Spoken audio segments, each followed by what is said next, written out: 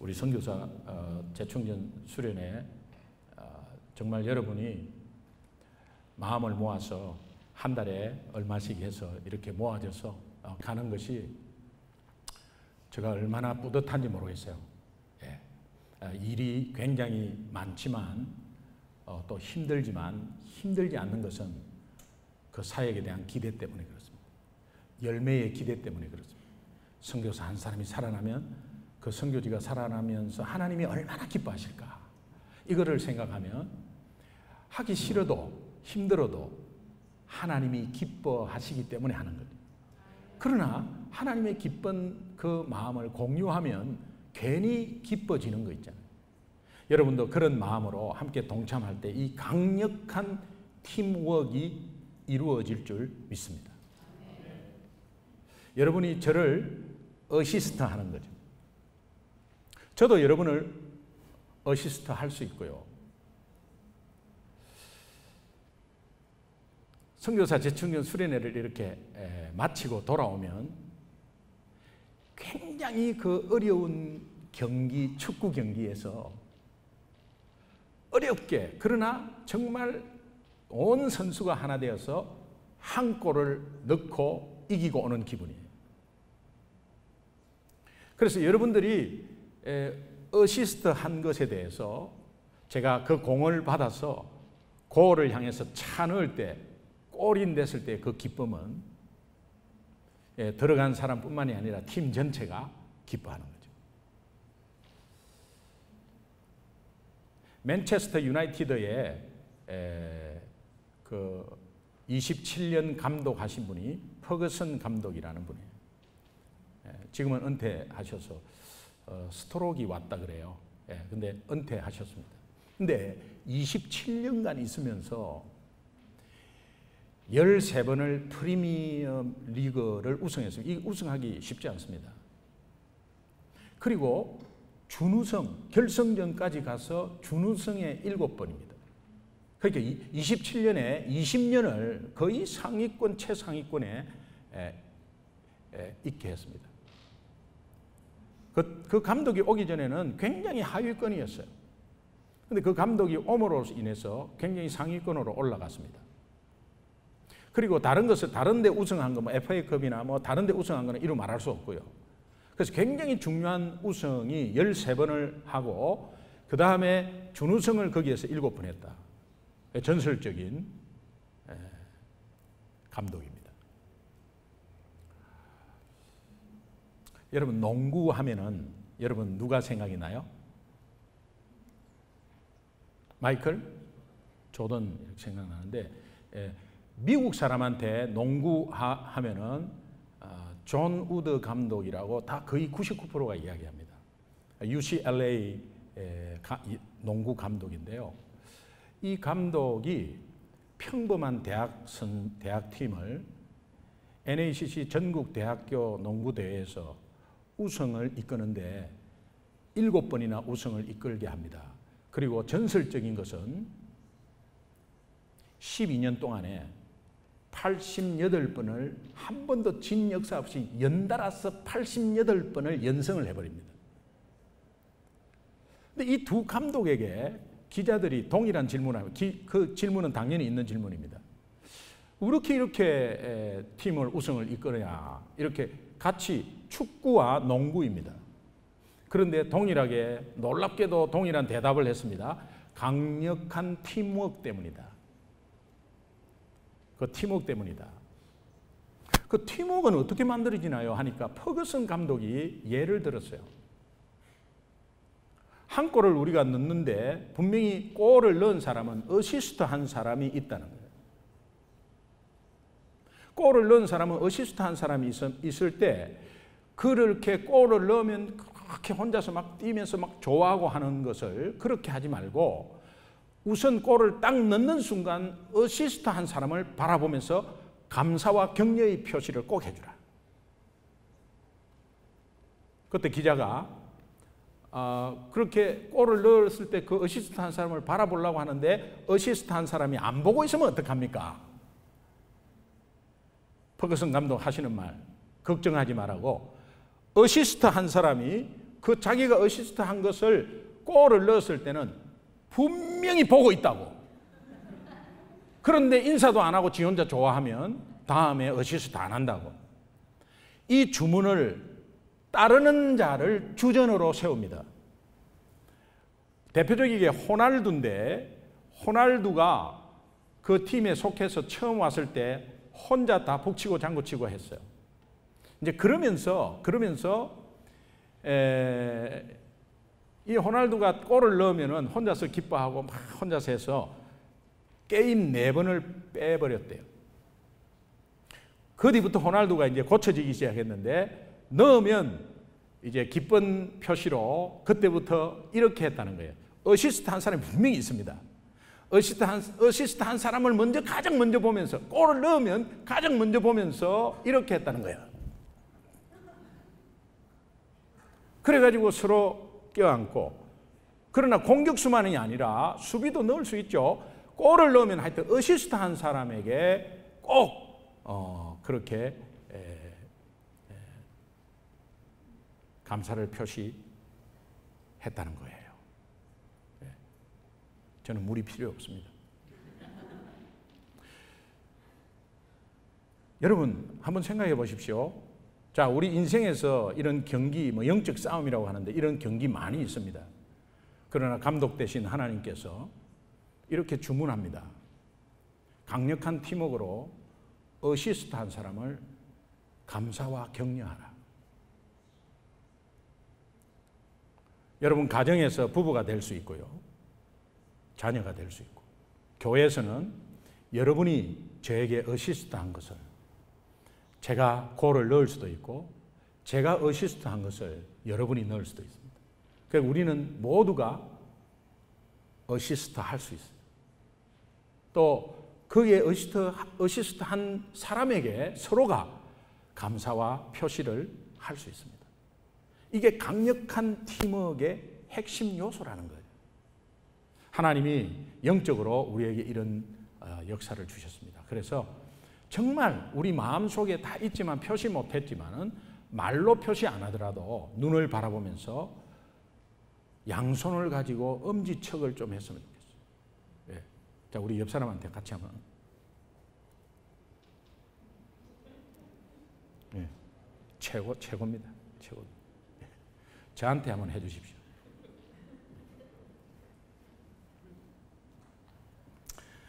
여러분 이런 것들을 좀 연관해서 오늘 본문 말씀 좀 제가 묵상 좀 하려고 그래요.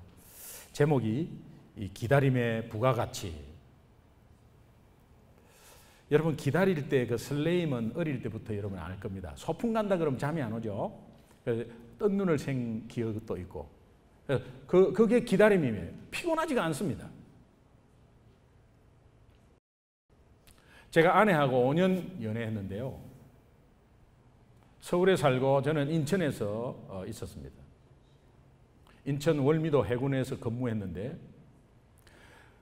하인천에서 토요일 날 퇴근해가지고 토요일 날 하인천에서 이제 종로까지 전철을 타고 올라옵니다. 그래서 이제 종로에서 만나서 제가 연애할 때 켄터키 프라이드 치킨이 종로에 최초로 들어왔습니다.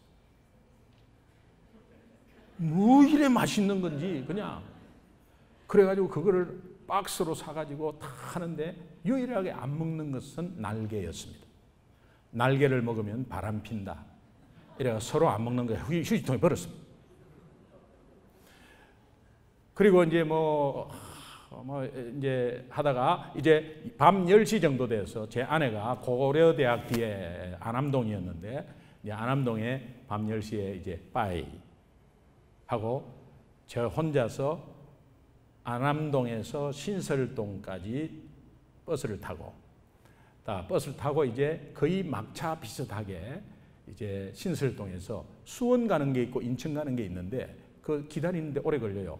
그래서 하인천 가는 거예요. 그걸 또 그거 종점까지 가는 거를 타고 2시간을 전철을 타고 내려가면 집에 들어가면은 새벽 1시 반이에요. 굉장히 피곤하죠. 그런데 다음 토요일 날 만날 일을 생각하니까 잠이 안 오는 거예요. 그리고 피곤하지가 않아요. 군대 일이 얼마나 빡셉니까? 그런데 저는 이제 출퇴근을 했거든요. 군대에서 뭐 일주일 금방 가버려요. 금방 가는데 막 바빠서 가는 게 아니라 계속 그 토요일을 생각하니까 아무것도 아니야. 아무리 어려워도 아무것도 아니야. 상관이 뭐라 해도 아무것도 아니야. 이 설레임이 있으니까. 뭐라 하는데 막 야단치는데 그 야단이요. 저한테 막 굉장히 유익하게 들리고 막 그래. 예.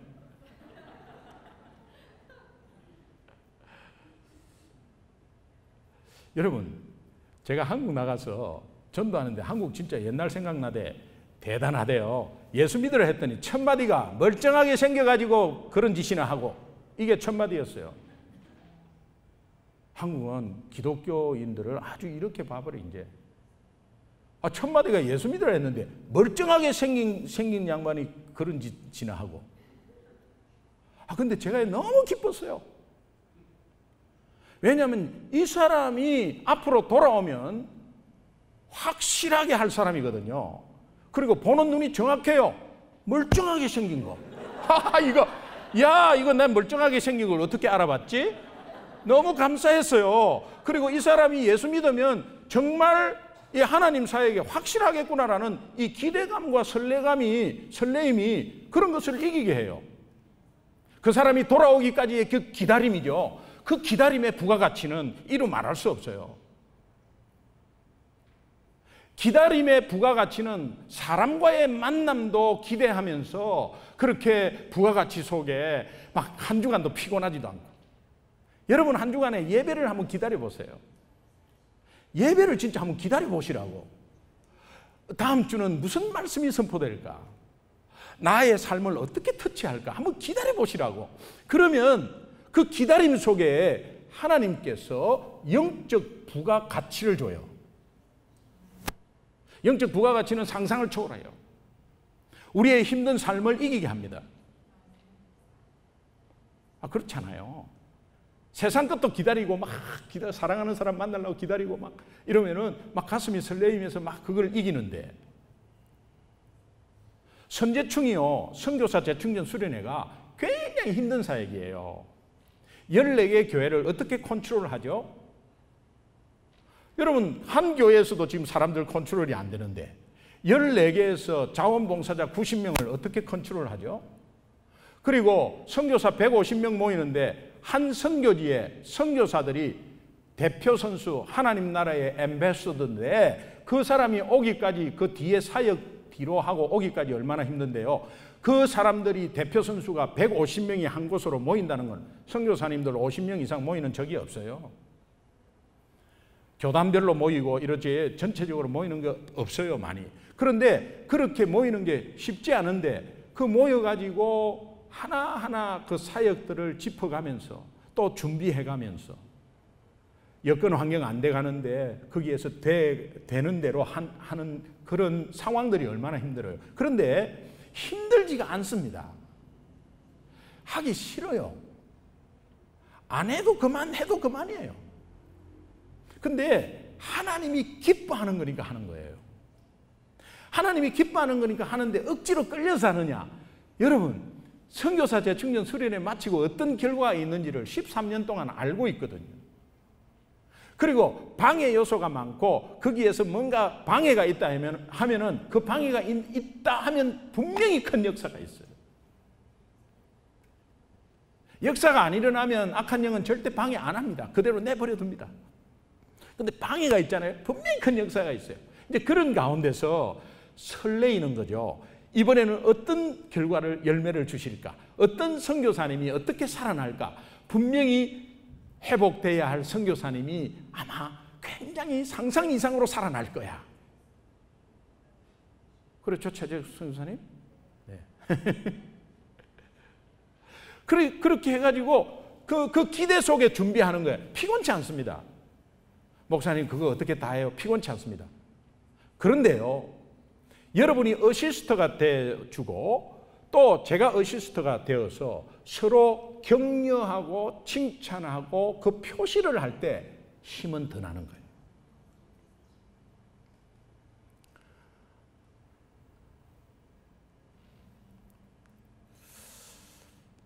생텍쥐페리의 어린 왕자라는 책이 여러분 잘 아실 겁니다. 근데 여기에 여우와 어린 왕자의 대화 속에 뭐 기다림에 대한 문구가 있어가지고 한번 간단히 여러분께 소개할게요. 너가 오후 4시에 온다면 나는 3시 30분부터 행복해지겠지. 그리고 4시가 되면 나는 흥분되어 어쩔 줄 모를 거야. 그때 나는 기다림의 행복이 얼마나 값진 것인지를 알게 될 거야. 기다림의 부가가치. 이거를 좀 정의를 하면 약속하고 그 약속이 이행되기까지 기다리는 사이에 기대와 기쁨과 설레임과 흥분된 마음으로 인해서 얻어지는 가치를 말해요. 요셉은 하나님의 꿈을 받았습니다. 13년이 걸릴지를 몰랐습니다. 17세에 형제들에게 버림받아가지고 30세 때 다른 나라, 그 당시 최고의 큰 애굽의 총리가 됩니다. 그럴 줄 몰랐죠. 그런데 그 13년이라는 기간을 요셉이 손꼽아 기다렸느냐? 그렇지 않습니다. 하나님이 기다린 거예요. 하나님이 요셉을 13년 기다리면서 총리로 사용해야 하고 그 총리로 사용하는 목적은 그 민족을 살리기 위해서입니다. 그런데 13년 동안에 무엇을 준비하며 기다림의 부가가치를 주셨느냐?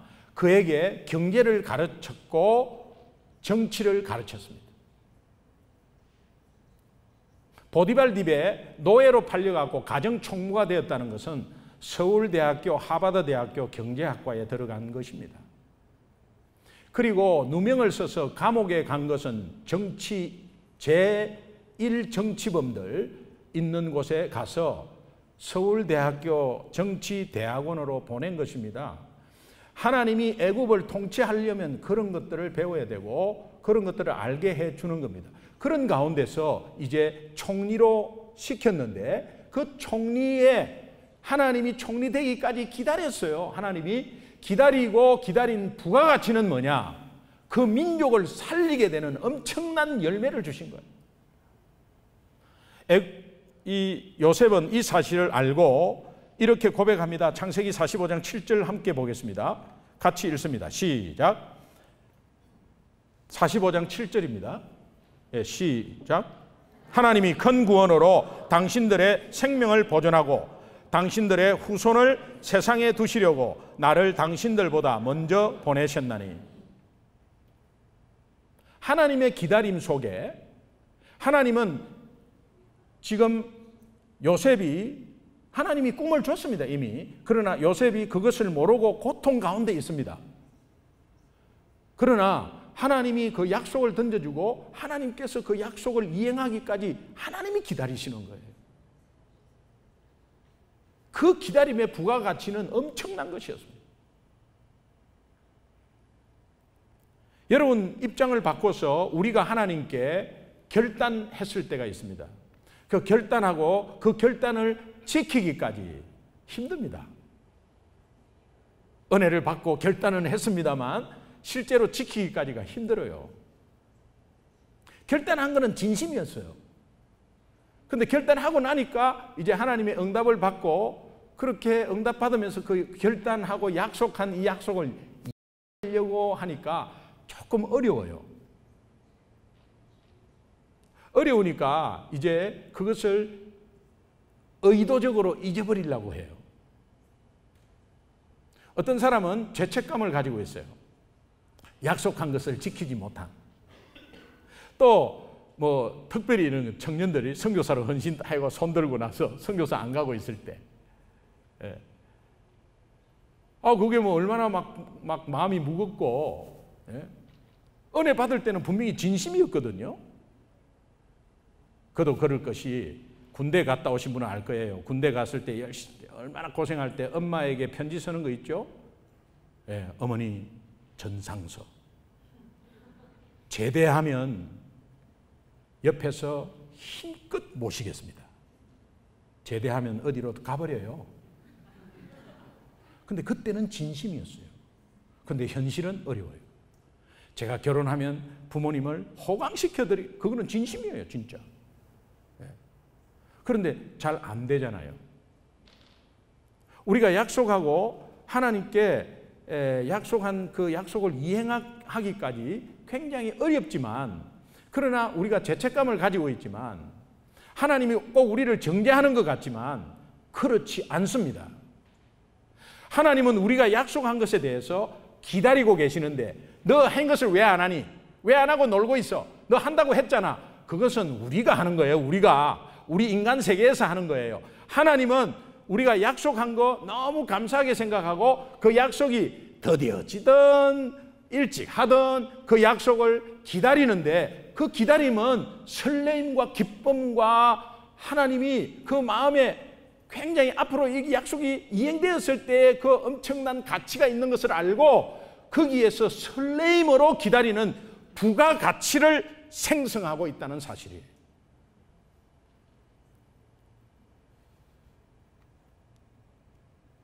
불신자를 향한 하나님의 기다림은 엄청난 부가가치가 있죠. 불신자를 향해서 계속해서 하나님이 기다리십니다. 그런데 너 왜 안 돌아와? 하는 순간 끝납니다. 그러나 우리 보십시오. 저도 골수 불교였고 기독교를 핍박한 사람입니다. 그런데 하나님이 너 정말 그래? 너 왜 안 돌아와? 그런 마음으로 대했다면 저는 벌써 없어졌습니다. 그러나 하나님은 설레이면서 기다렸었어요. 왜? 저렇게 핍박하는 놈은 돌아오면 일꾼 된다는 걸 하나님이 아세요. 제가 말씀드렸죠. 신방원 목사님을 밀어버렸어요. 목사님이 뒤로 까닥딱 넘어졌어요. 그래도 하나도 미안하지 않았어요. 목사님들은 가정 파괴범이다. 자꾸 꼬셔가지고 돈 내게 하고 꼬셔가지고 자꾸 뭘 하고 그렇게 생각했어요. 근데 그때 하나님이 기다리지 않았다면 저는 뼈도 못 추려죠. 근데 하나님이 기다리셨어요. 기다리시고 그 기다리는 부가가치는 니도 목사 돼봐라 이렇게 한 거예요. 그러나 그 여파는 보십시오. 하나님 나라의 여파는 얼마나 많은 전도가 되었으며 또 하나님 앞으로 돌아와서 그분들이 또 하나님 나라의 영향, 공동체의 영향은 얼마나 큽니까? 기다림의 부가가치. 성경의 예를 하나 들겠습니다. 한나가 아이를 가질 수가 없어서 하나님 앞에 애타게 기도합니다. 너무도 답답해서 이런 기도를 합니다. 하나님, 아이를 주시면 아이를 바치겠습니다. 너무 간절하기 때문에 아이를 주시면 아이를 바치겠습니다. 여러분 너무 안 풀려갖고만 너무 간절하면 하나님 일만 해주시면 앞으로 하나님께 이렇게 하겠습니다. 근데 우리는 그렇게 하나님이 믿고 우리를 믿어주세요. 그래서 그렇게 해주세요. 그렇게 해주시면 그 약속이 너무 아름다워서 그렇게 해주세요. 그러고 나서는 잊어버립니다. 그래서 이것은 똥 누러갈 때 다르고 누고 나서 다른 거예요. 저나 여러분이 똑같은 현상이 가지고 있습니다. 그러나 거기에 대해서 죄책감을 가지고 아니면 나 이거 했는데 못했다고 그렇게 원하지는 않습니다. 하나님이 못했던 어떻게 했든 지체했든 계속 기다립니다. 기대를 하면서 설레임으로 기다립니다. 그런데 하나님께 한나가 이렇게 약속을 하고 그 약속을 아이를 드리겠다고 젖을 떼고 나면 이제 하나님께 드리겠다고 약속했는데 실제로 하나님이 아이를 주셨고 아이를 가지고 드디어 사무엘을 낳았습니다. 얼마나 귀하게 키웠겠어요. 근데 막 키웠는데 이게 이제 젖떼고 이렇게 유대 나이로 한 3살 정도, 한국 나이로 한 5살. 여러분 아이 있는 부모 한번 보십시오. 생모가 5살짜리를 완전히 이제 하나님께 드린다고 하는 것이 이게 쉽겠습니까? 굉장히 갈등이 있었을 거예요. 재롱 피우고 이제 엄마 아빠 알고 막 이렇게 엄마 아빠 따르고 손잡고 안 가려고 하는데 그거를 완전히 이제 드리면 끝이거든요. 드리는 것이 이게 쉽겠냐고요. 갈등이 굉장히 있었을 거예요. 급할 때는 하나님께 약속했는데 서원했는데 그렇게 하지 못 어느 순간 그냥 잘 돼가지고 내가 열심히 한 것처럼 딱 생각하면서 그냥 이렇게 그 이행하기가 어렵습니다. 그런데 우리 같으면 너 한다고 했는데 지금 너 안 해? 하면서 정죄할 수 있지만 하나님은 왜 한다고 했는데 너 안 해? 너 한다고 해서 내가 줬잖아. 그리고 그거 주면 한다고 했잖아 라고 따지지 않습니다. 아직까지 하나님을 우리는 너무도 몰라요. 하나님은 계속 지킬 때까지 설레이는 마음으로 기다리십니다. 그런데 정말 이 한나가 이 약속을 지켜요. 그 어려운 약속을 실제로 이제 5살짜리를 하나님께 드렸어요. 근데 여기에서요, 한나가 하나님께 아들 주시면 하나님께 드리겠습니다. 이 약속할 때의 하나님의 반응과 또 약속을 이행했을 때의 하나님의 반응이 달라요. 이걸 좀 우리가 좀 볼 필요가 있는데, 한나가 하나님께 약속을 할 때 하나님의 반응은 이렇습니다. 하나님은 그 약속을 기억하셨다. 그 약속을 기억하셨다는 자카르라는 단어는 뜻이 그 약속이 하나님의 마음에 와 닿았다. 정말 하나님의 마음에 와 닿았기 때문에 하나님이 허락한 거예요.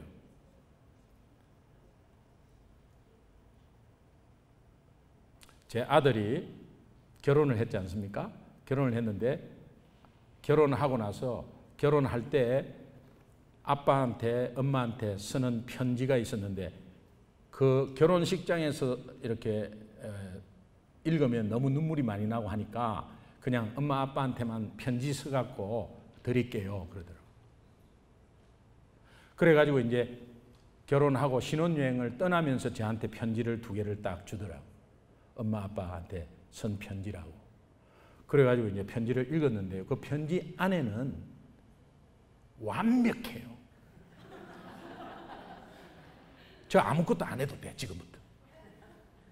네, 완벽해요. 그러나 그것이 거짓말이 아닌 것을 나는 알아요. 그러나 현실적으로 어렵다는 것도 알아요. 그러나 그 아이의 진심이라는 것을 알아요. 그래서 나는 해주고 싶은 거예요. 하나님은 우리가 약속을 하고 안 지키는 거 못 지키는 거 알아요. 지금 여러분 약속한 거 안 지키고 있는 거 알아요. 그러나 약속을 했다는 것 자체가 너무 귀해서 그것을 기억하고 여러분의 기도를 응답해 주세요. 있을 수가 없는 내용이죠. 우리 부모와 자녀 관계를 생각하면 바로 이해할 수 있어요. 하나님은 그렇게 응답을 해주세요. 그래서 그 응답이 그 약속을 한나가 한 약속을 기억하셨다. 하나님이 기억하시는 것은 너무 감사한 거고 우리가 하나님 이렇게 하겠습니다. 이렇게 결단하겠습니다. 너무 기특해서 기억하는 거예요. 기억해서 실제로 하나님이 우리의 기도를 응답하는 역사가 있습니다. 그리고 나서 한나가 이 자기 한 약속을 이행했을 때 하나님의 반응은 또 다릅니다. 사무엘상 2장 21절에 보니까 여호와께서 한나를 돌보시사라는 표현을 씁니다. 기억했다는 말보다 이게 돌보시사. 이 돌보시사는 파카드라는 단어인데 비지트, 방문한다는 게 비지트. 그러나 이 비지트는 일반적인 방문이 아니라 목적과 의도를 가지고 방문하는 거예요. 자, 목적과 의도를 가지고 방문하는데 하나님이 한나가 약속을 이행했을 때 한나의 가정에 직접 찾아옵니다. 찾아와서 그 반응에 지금까지 기다림의 부가가치를 풀어버리는데 어떤 부가가치를 푸느냐. 아들 3명을 더 허락합니다. 딸 2명을 더 허락합니다. 그리고 첫째 사무엘을 완전히 그 삶을 하나님이 책임져 버립니다.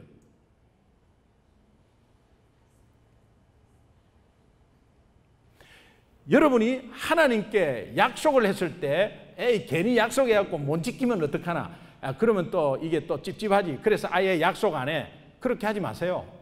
하나님께 약속을 하세요. 은혜를 받으면 그 은혜에 상응한 약속을 하세요. 약속을 하면 하나님이 기억하세요. 그리고 여러분이 언제 약속을 지킬지는 그건 몰라요. 여러분이 마음이 변동되어서 잊어버릴 수도 있어요. 그러나 하나님은 기대하고 설레이면서 여러분을 기다리세요. 그 약속이 이행되기까지 기다리세요. 그러나 그 약속이 이행되는 순간 그 기다림의 부가가치를 다 쏟아버려요. 일부 예배 때는 아멘이 굉장히 컸어요. 근데 여러분, 아멘은 그건 내 것입니다. 맞습니다. 나 그렇게 동의해요. 아멘 하는 것은 하나님께 일단 영광을 돌린다, 이렇게 돼 있어요, 성경에. 그러니까 여러분은 아멘을 하셔야 돼요. 왜 듣고만 계세요?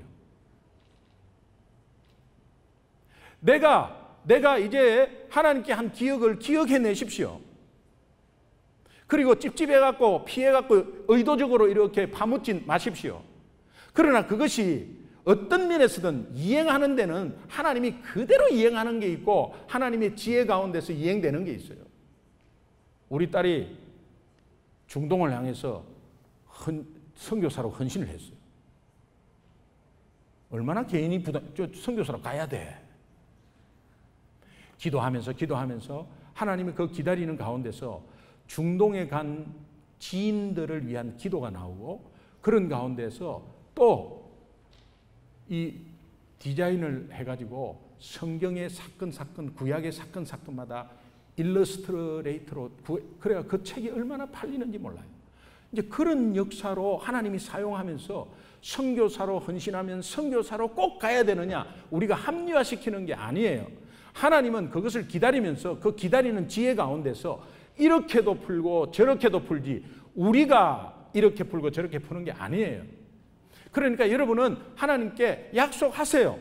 그리고 결단하세요. 그러면 하나님이 기뻐하셔서 들어주세요. 대신에 여러분이 결단한 것이 10년 뒤에 하든 20년 뒤에 하든 3일 뒤에 하든 이행했을 때는 엄청난 부가가치의 응답이 있어요. 그러면 여러분은 그 약속한 것을 지금 한번 기억해 보세요. 그러면서 기억하면 이제 다시 이행해야 되구나. 그런 것은 율법이다, 이 말이에요. 이행해야 되구나가 아니고 그것을 지금까지 설레임으로 기다리는 하나님을 발견하시라, 이 말이에요.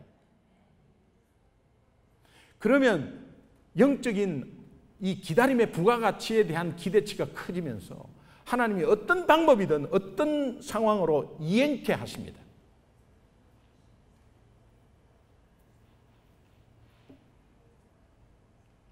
우리는 하나님과의 약속이 굉장히 중요하다는 거예요. 이런 하나님을 깨달은 르우벤 지파, 갓 지파, 므낫세 반 지파는 더 이상 자기네들의 죄책감, 약속 지킨 것을 좀 등한시한 것에 대한 죄책감, 이런 것들을 완전히 이겨버리고 거기에 시달리지 않고 하나님에게 약속한 그들의 약속을 다시 한번 기억해냅니다. 그리고 그 약속을 또 이행하겠다고 결단합니다. 그것이 오늘 본문 16절, 17절 말씀입니다. 함께 보겠습니다.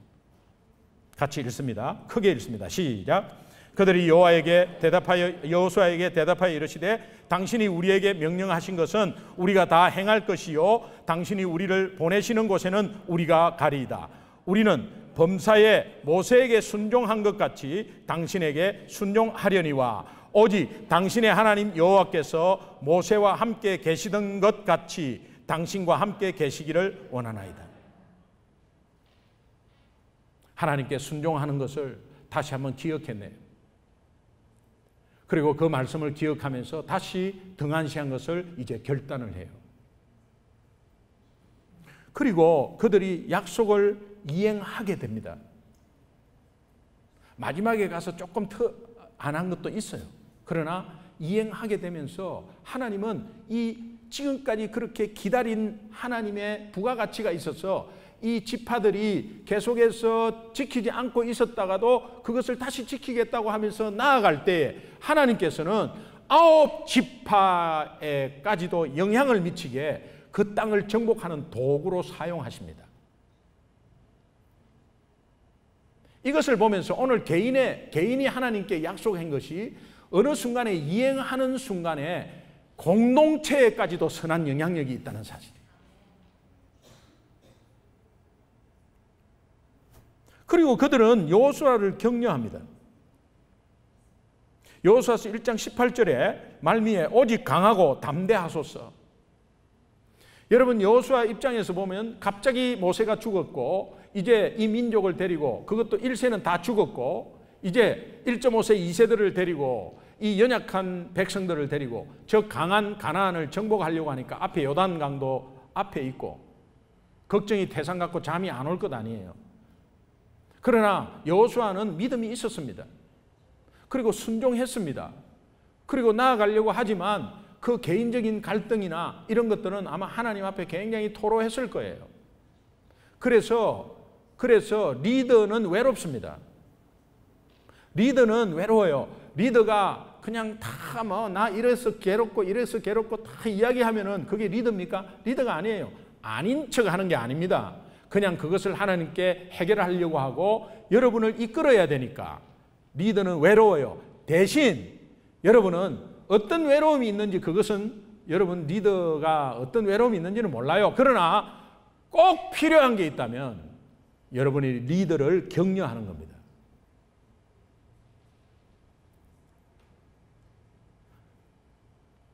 저를 격려해 주십시오.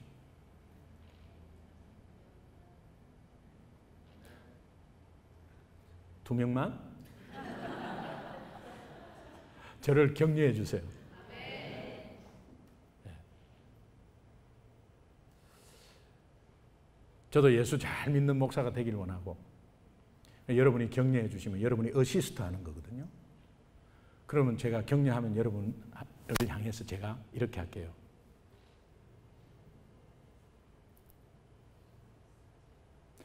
리더는 외롭습니다. 여러분, 우리 장로님을 격려해 주세요. 우리 안수 집사님들을 격려해 주세요. 뭐 당연히 안수 집사니까 뭐 아니에요. 외롭습니다. 우리 권사님들을 격려해 주십시오. 외로워요. 제가 여러분을 향해서 집사님 시간 되시면은 커피 한잔 해요 하면은 꼭 해요. 격려해 주세요. 이거는 세상 말로 술 한잔 하자는 뜻이에요. 그러나 거기에 만나서 뭐 제가 막 이렇고 저렇고 막 이런 이야기를 못 합니다. 해서도 안 되고요. 그러나 중요한 것은 그렇게 만나서 내가 어렵습니다 집사님 뭐 이렇게 하는 게 아니죠. 만나서 여러분은 목사를 격려하는 거죠. 목사님 힘내십시오. 목사님 담대하십시오. 목사님 하나님이 함께 하시잖아요. 목사님 뒤에서 우리가 밀겠습니다. 이렇게 격려해 주십시오. 여러분, 격려는 굉장한 힘이 돼요. 물론 하나님이 있습니다. 그러나 이 여호수아에게 아마 여호수아는 굉장히 감동했을 거예요. 와, 이 세 지파가 나를 격려하는구나. 내가 안 그래도 지금 하나님께 이 기도를 하고 있었는데 이 사람들이 격려한다는 것은 뭡니까? 나와 함께 동행하면서 나아간다는 의미거든요.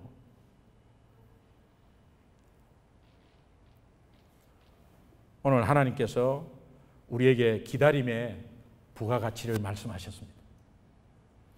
여러분, 하나님께 약속한 거 이런 거 뭐 한번 다시 한번 기억해 보시고 또 거기에 대해서 아예 또 찝찝한데 뭘 기억하나 그런 의미가 아니에요. 그리고 또 하나님께 약속하세요. 막 약속하세요. 뭐 약속만 막 해갖고 뭐 그냥 부도 수표 낼 일 있나 약속만 많이 해갖고 아니에요. 그런 의미가 아니에요. 약속하는 거를 굉장히 좋아해요. 하나님은. 그러나 그 약속이 이행 안 됐을 때 저주하고 이행 안 됐을 때 정죄하는 하나님이 아님을 아시기 바랍니다. 그럴 때 여러분은 다시 한번 그 약속에 이행할 능력이 붙고 그런 가운데 하나님이 어떤 큰 부가가치를 주느냐. 결론입니다. 기다림의 최고의 부가가치, 오늘 우리에게 하나님의 기다림의 최고의 부가가치, 예수 그리스도입니다. 우리 힘으로 할 수 없습니다. 또 하나님의 기다리심은 오늘 예수 그리스도를 통해서 우리에게 계속해서 약속을 이행할 수 있는 힘을 허락하십니다. 그러니까 이것을 알고 한 발 한 발 나아갈 때 하나님이 그 부가가치를 쏟아붓는 예수를 통해서 쏟아붓는 그 어마어마한 복은 이루 말할 수가 없어요. 말로 다. 예수 이름 앞에 어떤 장애와 어려움도 여러분들을 이기게 하시고 여러분들을 또 하나님 나라에 크게 쓰임받게 할 줄로 믿습니다. 영적인 부가가치, 기다림의 부가가치, 여러분 오늘 해야 할 일은 하나님께 약속하는 거예요. 그리고 했던 약속하면 그거 부담 갖지 마세요. 하나님이 어떤 방법이든 선교사로 헌신했다, 선교사로 보내든지 선교사를 지원하는 건지 선교사를 중보하는 건지 하나님이 해결하세요. 그리고 그것이 이행되는 순간에 그동안의 기다림의 부가가치를 창출한 것을 쏟아 부어버려요. 이 은혜가 이 부가가치의 영적인 축복이 여러분 가정과 기업에 넘치시기를 주님의 이름으로 축원합니다. 우리 기도하겠습니다. 함께 한번 기도하겠습니다.